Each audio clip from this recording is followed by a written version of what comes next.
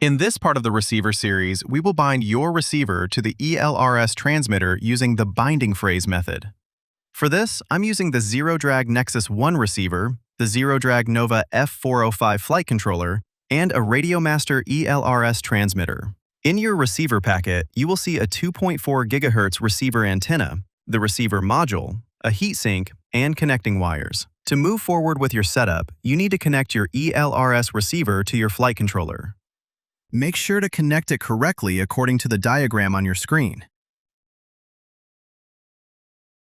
Once you solder it properly, you can power your FC and you will see the LED blinking on your receiver. After this, take your transmitter and click on the System button. Then click on ExpressLRS and scroll down to your Wi-Fi connectivity.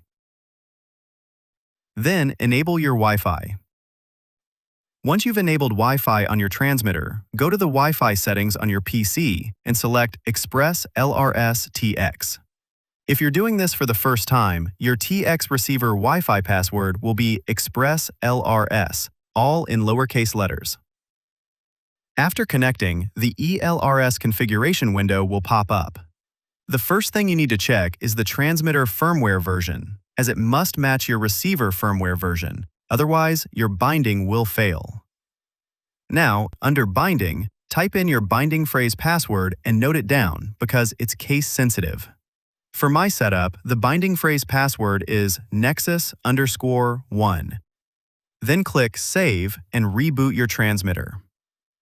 After rebooting the transmitter, power up your Nexus1 receiver and wait for 60 seconds until your receiver LED starts blinking fast. This means your receiver is in Wi-Fi mode. Now, on your PC, go to the Wi-Fi settings and connect to ExpressLRS-RX. Similarly, if you're connecting for the first time, your password will be ExpressLRS, all in lowercase letters. After connecting successfully, you need to verify your receiver firmware.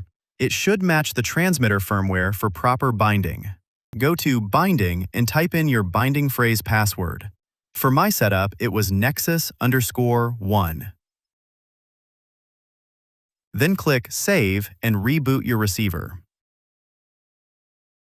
And that's it. Power both of them on and you should see a solid LED on your receiver confirming the binding. In the next video, we are covering how to upload new firmware to your receiver, an essential step for it, so make sure you are subscribed to the channel. See you in the next one.